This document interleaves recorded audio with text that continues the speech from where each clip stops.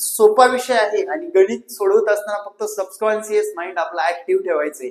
हा प्रश्न बघा किती 10 सेकंदात आपण कसं सोडवतो, इकडे लक्ष द्या.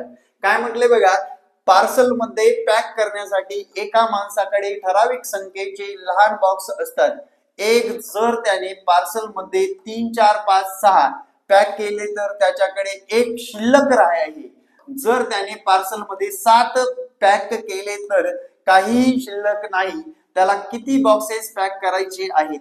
त्याला किती बॉक्सेस पॅक करायचे? काहीच नाही.